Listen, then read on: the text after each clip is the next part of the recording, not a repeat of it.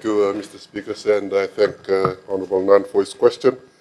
In keeping up with commitment to transparency, value for money, and continuous improvement, yes, an evaluation was done on the PPP Free Health Scheme program. So the initiative was started during the COVID-19 pandemic, as you may be well aware of. Total of more than 500,000 patients have visited the program, and at a cost of more than $27 million for these services.